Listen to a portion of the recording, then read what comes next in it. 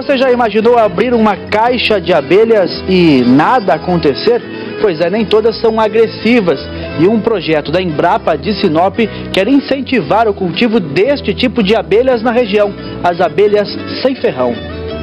Apesar de caros, os geradores são a solução encontrada por avicultores no oeste do estado para evitar a morte de aves por falta de energia elétrica. Dólar alto, vendas aceleradas. Quase metade do milho safrinha do ano que vem já foi vendida aqui em Mato Grosso. E o MT Rural de hoje mostra que o plantio da soja está avançando em Mato Grosso, mas ainda faltam chuvas regulares para beneficiar as lavouras.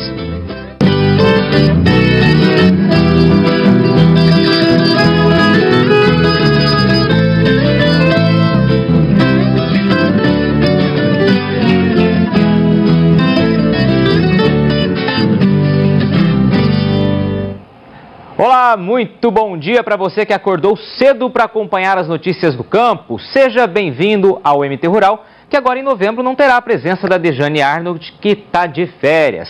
Então, vamos em frente porque o calorão não tem dado trégua. Em Tangará da Serra, matou mais de 12 mil aves numa granja que ficou sem energia elétrica. Para evitar novos prejuízos, os proprietários pensam em instalar geradores, só que o custo é alto. Os frangos desse aviário em Tangará da Serra completaram 43 dias. Deveriam estar com no mínimo 2,7 kg, só que a maioria não chegou aos 2,400. Hoje esse lote, por exemplo, está precário, né? Os lotes que faltou energia, teve muitos testes neles e agora então vamos aguardar para o outro agora para ver se melhora, né? O motivo foi o calor causado pela falta de energia elétrica na granja. Na semana passada, foram 5 interrupções ao todo. O organismo da ave, como o nosso, tem uma temperatura em que ele precisa para funcionar. Se tiver acima, todos os processos metabólicos são alterados, gerando esse estresse. Os barracões chegaram a ficar 18 horas com tudo desligado, inclusive os ventiladores e os nebulizadores que controlam a temperatura da granja. Mais de 12 mil frangos morreram de calor. Para não correr risco de passar de novo pela mesma situação, a ideia é comprar geradores, o que exige alto investimento. Os 40 mil reais fica hoje o investimento, né? A dor de cabeça que você sente quando cabe a energia é grande, então você vai minimizar esse problema, né? Foi o que já fez seu Adelir. Na propriedade dele também faltou energia, mas o gerador de segunda mão, comprado há pouco tempo por 50 mil reais, evitou prejuízos. Eu acho que vale a pena, porque se você não tiver o grupo gerador e morrer muito frango, o prejuízo é maior, né? Segundo a Associação dos Avicultores de Tangará da Serra, apenas 10% dos 115 criadores de frango da região possuem geradores. Quem não tem, busca. É uma opção. O seu Antônio pagou cerca de 2 mil reais por ele e diz que tem sido muito eficiente nesses 14 anos que tem aviários. O motor é movido a gasolina e bombeia água para uma estrutura em cima do galpão. Quando falta energia, ele é acionado e lança gotas de água nos frangos, baixando a temperatura. Já tive falta de energia por um período longo e eu não tive mortalidade significativa em função do uso desse equipamento. Vale salientar que a Companhia de Energia Elétrica ela é obrigada a fornecer energia de qualidade e contínua. Um representante da concessionária de energia elétrica explicou os motivos do problema que atingiu a região. Fortes tempestades seguidas de ventania e descargas atmosféricas, onde houve quebra de postes e também quebra de isoladores. Isso causou essas interrupções para vários clientes e nós já fizemos contato pessoalmente, estive presente nesses locais e estamos também de maneira preventiva fazendo algumas manutenções, visando acionar uma manutenção preventiva, pois nesse momento nós vivemos uma situação bastante atípica, que é ocasionada principalmente pelo fenômeno El Niño. E isso tem causado fortes tempestades, inclusive com previsões de sequência ainda em novembro e até janeiro. A proposta de emenda à Constituição, que transfere o poder de demarcação de terras indígenas da União para o Congresso, foi aprovada esta semana pela Comissão Especial de Deputados em Brasília e causou polêmica. A PEC 215 prevê que o Poder Executivo continue responsável pelos estudos para a demarcação de novas terras indígenas, mas tendo que encaminhar estes projetos para a análise de uma comissão mista de deputados e senadores. Se em até 90 dias o parecer for favorável à criação da reserva em questão, o projeto volta para a sanção presidencial. Já se a comissão for contra, o pedido vai para a votação dos plenários da Câmara e do Senado.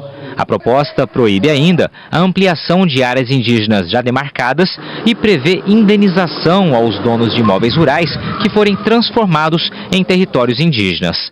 A aprovação definitiva da PEC 215 ainda depende de 2 turnos de votação na Câmara e no Senado. Houve protesto de indígenas em Brasília e em Cuiabá eles foram apoiados por estudantes da UFMT. Dinheiro para fazendas sustentáveis e novas perspectivas com o mercado chinês. Outros assuntos da semana. Pequenos e médios produtores de Mato Grosso e outros 7 estados serão beneficiados com aproximadamente 26 milhões de dólares para implementar ações que reduzam as emissões de carbono, aumentem a sustentabilidade e reforcem as práticas de gestão nas fazendas.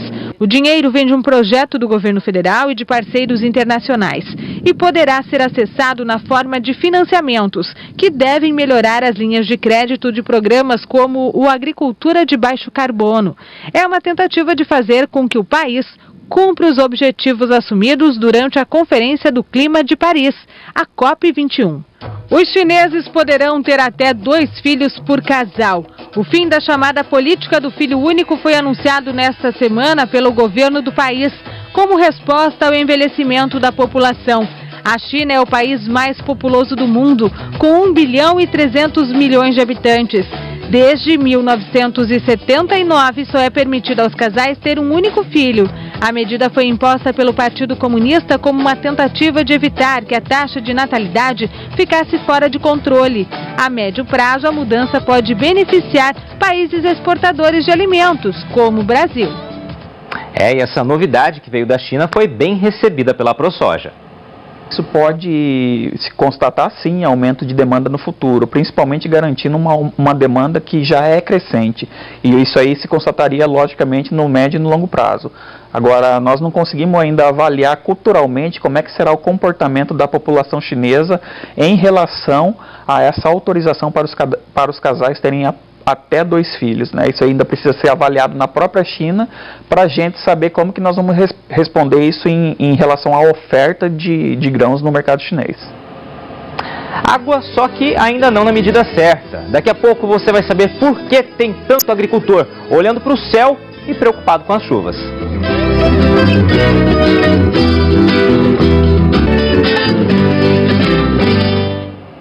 MT Rural de volta e terminou a 7ª edição do Circuito Tecnológico da ProSoja. O raio-x da safra apontou preocupações com o ritmo do plantio.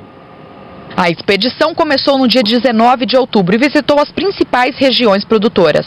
Todos os dados coletados pelas equipes técnicas da ProSoja serão analisados nos próximos dias, com o objetivo de elaborar um diagnóstico do cenário atual da safra. Informações sobre a qualidade dos insumos usados, como fertilizantes e sementes, foram levantadas pelos técnicos. Desde a variedade que ele vai plantar no campo, né? Desde o manejo dele com correção e fertilizante do solo, além também dos produtos químicos que ele irá utilizar, né? Para ver a questão de rotação de princípios ativos. Entre os pontos que chamaram a atenção, a irregularidade das chuvas. Foi o que a comitiva observou na fazenda do Seu Edson, em Primavera do Leste, onde serão plantados 1.100 hectares. Teve um problema de dificuldade de chuvas, né? Então, devem ser avaliadas ainda algumas áreas plantadas logo no começo, se vão se manter assim ou vai se partir para algum replantio. Agora que começou a vir as chuvas, né? Muita gente está sofrendo com atraso e até estão um pouco com insegurança com o milho safrinha, né? Tanto safrinha de milho como safrinha de algodão em relação à falta de chuva para o plantio da soja. E a irregularidade das chuvas tem tirado o sono de alguns agricultores. Nossa equipe foi até Nova Mutum para ver como as coisas estão por lá. Ela estava sumida, mas depois de algumas semanas reapareceu e deixou sinais pelo campo. Um alívio para quem tem pressa em cumprir o calendário da safra. A chuva dos últimos dias permitiu a retomada no plantio de soja na região de Nova Mutum. Em algumas fazendas, como essa, o solo já está em condições ideais para receber as sementes. Aqui, as máquinas ficaram paradas por pelo menos 15 dias. A decisão dos agricultores foi a de esperar até que o tempo melhorasse. Tivemos que parar o plantio por conta da clima, da chuva que cortou, e voltou a chover agora dia 25 do 10 agora. E retomamos o plantio sequentemente no dia 26. Na fazenda da família Solpinski serão 1.300 hectares de soja. Até agora, só 200 foram semeados. Bem diferente do ano passado, quando nessa mesma época, mais da metade da área estava plantada. A irregularidade das chuvas também tem preocupado os agricultores. A fazenda da família Coradini, por exemplo, fica na mesma região, mas por aqui a água não voltou a cair como esperado. As plantadeiras estão paradas há mais de 20 dias. Dos 3.100 foram plantados apenas 160 hectares. Nos últimos dias houve um pouco de chuva, né? Mas devido à irregularidade não teve como dar sequência ao plantio, né? As primeiras áreas foram cultivadas no comecinho de outubro e depois que a chuva foi embora, a soja só não morreu porque a palhada que cobre o solo ajudou. Só a umidade que a palhada segurou no solo deu condições para que a planta se desenvolvesse. Elas sofreram sim com o sol, mas não morreram, né? Dos produtores que eu tenho acompanhado, só um produtor que fechou sua área de plantio, que era 800 hectares, e nessa região dele choveu normalmente. Mas o restante, eu tenho produtor que ainda não plantou 1 hectare sequer. Naildo é engenheiro agrônomo e consultor agrícola em Nova Mutum. Em uma das fazendas onde ele presta assistência, dá para entender como a irregularidade das chuvas pode comprometer as plantas. Você nota uma total desuniformidade na germinação e emergência das plantas. Essa área que precisava ter em torno de 280 mil plantas, ela está com 30% abaixo do stand ideal. Com isso, há tendência de redução de produção. Você nota que a semente que não germinou, ela apodreceu já no solo e algumas plantinhas até secaram em função da alta temperatura do solo. A área prejudicada faz parte da lavoura do seu Olívio, que vai plantar ao todo 1.300 hectares. Apesar das perdas, está decidido. Mesmo que a chuva não venha, irá arriscar plantando na terra seca. Isso em nome dos compromissos feitos com a soja e o milho safrinha, que será plantado depois. Plantaram o seco, depois esperar a chuva que vem, para poder adiantar o serviço. E você consegue fazer uma área safrinha mais ou menos, né? Um pouco mais do que... Não vai dar o total que era esperado, né? Mas vamos ver se ele fazer uns 70% aí da área. Já quem está aproveitando o retorno da chuva, torce para que de agora em diante o tempo continue assim. Porque se voltar a secar, as máquinas vão ser desligadas novamente. Não é fácil, viu? Na fazenda do Félix, o plantio no talhão que acompanhamos terminou. Na área da família Coradini segue parado e mesmo sem chuva, o seu Olívio semeou mais uma parte da lavoura e está na torcida agora para que o número de plantas por hectare fique de acordo com o que ele planejou. E em pleno cultivo de soja, os negócios envolvendo a próxima safrinha de milho estão a todo vapor. O plantio da soja ainda está no começo e já tem gente pensando na safrinha de milho do ano que vem. Semeada só depois da colheita da safra de verão, daqui a pelo menos 2 meses, ela anda com o mercado agitado. Laércio Lenz vai plantar 600 hectares em Sorriso e vendeu quase a metade do milho que espera produzir. Na safra passada, praticamente nessa época, ninguém tinha vendido nada de milho em função do preço. O preço estava muito baixo, não saiu da casa dos 12, 13 reais, os produtores não venderam. Esse ano o milho chegou a bater aqui em Sorriso 18 a 19 reais. Então quem tinha custos em reais foi um preço bom para você pagar custeio de milho, por exemplo, foi um valor bom. Então o pessoal acabou vendendo 50%, 60% da produção para garantir o custo.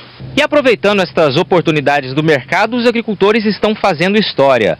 Nunca as vendas antecipadas do milho safrinha foram tão expressivas aqui no estado.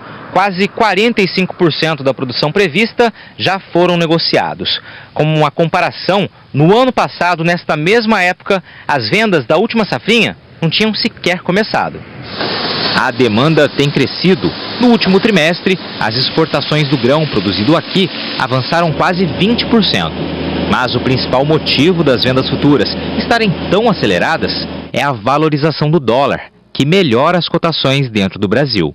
O ano passado, nesse mesmo momento, a gente tinha um dólar em torno de 2,50. E nesse ano, o produtor chegou a comercializar milho com um dólar acima de R$4. Com um dólar valorizado, fica mais barato para os compradores virem comprar soja e milho do Brasil do que de outros países, como por exemplo os Estados Unidos, que são grandes exportadores. Isso faz com que a nossa demanda ela fique mais forte e, consequentemente, a gente consiga ter esses números tão elevados de comercialização e ter preços mais remuneradores. Seu Argino também já vendeu parte do milho da próxima safrinha, mas preferiu conter o impulso. Está preocupado com o ritmo do plantio da soja, que pode interferir no cronograma da segunda safra.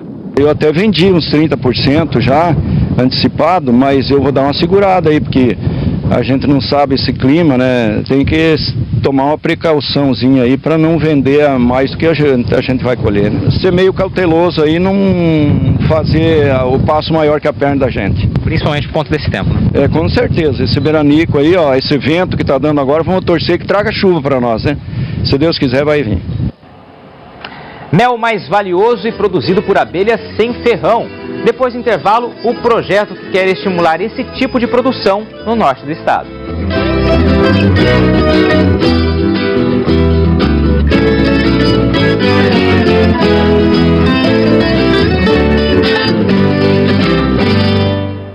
Os pecuaristas têm até o dia 30 deste mês para vacinar bovinos e bubalinos contra a febre aftosa. É a segunda etapa da campanha que começou hoje.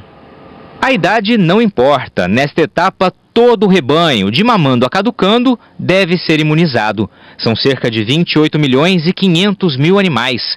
Na região de fronteira com a Bolívia, o trabalho será acompanhado por 22 equipes do INDEA, que vão percorrer propriedades nos municípios de Cáceres, Pontes e Lacerda, Porto Esperidião e Vila Bela da Santíssima Trindade. Mato Grosso caminha para 20 anos livre da febre aftosa.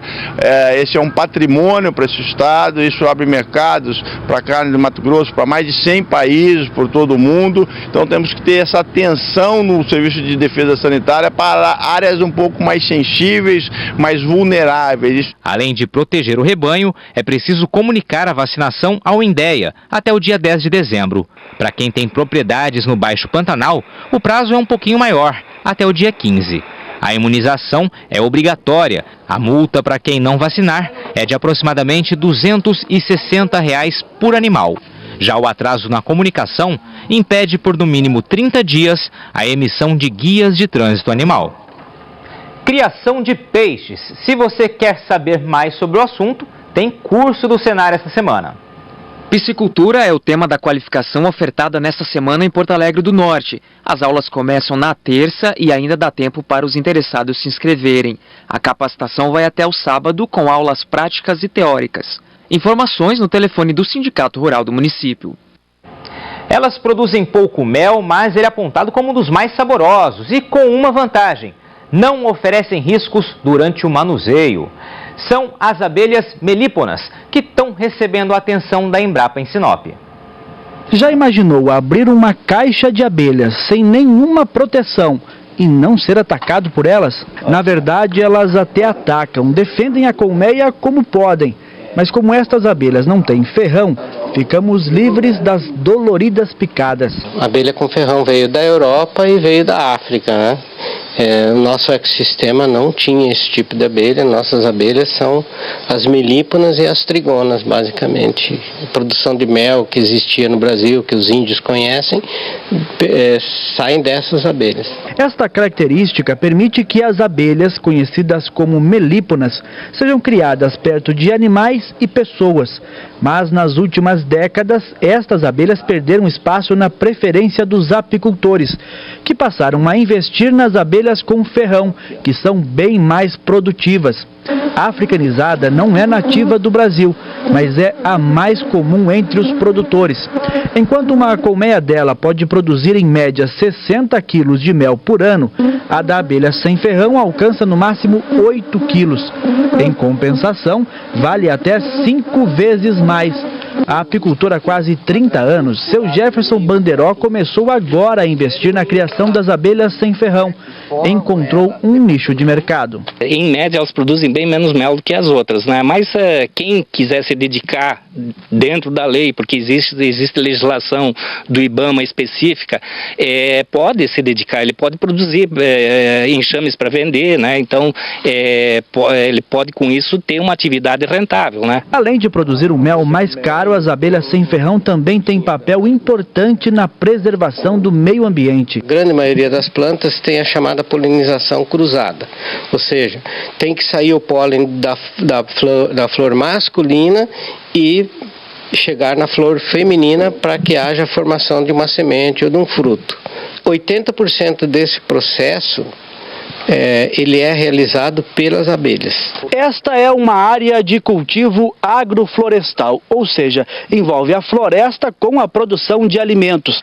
A ideia é que os pequenos produtores da região insiram as caixas com as abelhas em regiões como esta, para que assim elas possam ajudar na polinização. Aqui na nossa região, por exemplo, os nossos agricultores, a grande maioria, ainda não se deu conta do quanto que é importante você ter as abelhas presentes nas lavouras para fazer esse processo de polinização, tá? Enquanto que em outras regiões o pessoal já está pagando o apicultor para que ele traga as abelhas na época da floração, tá? E tenha com isso um incremento de produtividade na própria lavoura. A importância do inseto levou o Centro de Pesquisas da Embrapa em Sinop a construir um meliponário, que vai funcionar neste quiosque. Meliponário é o lugar onde você cria as abelhas melíponas, as abelhas nativas do Brasil, as abelhas sem ferrão. É fazer dele um centro de acolhimento das espécies nativas da região, de resgate dessas espécies, né, e multiplicação delas, preservação das espécies. Além disso, o meliponário também pode incentivar a criação de abelhas por pessoas que nunca mexeram com isso. Queremos criar essa conscientização e incentivar as pessoas da cidade a criarem essas abelhas sem ferrão nas suas casas. Assim, dentro do conceito PET, assim como eu posso ter um gato, um cachorro, eu posso ter uma caixinha de abelhas sem ferrão em casa, né, normalmente. Bom, o MT Rural de hoje fica por aqui. Sucesso da porteira para dentro, força e fé da porteira para fora e vamos que vamos. Tchau!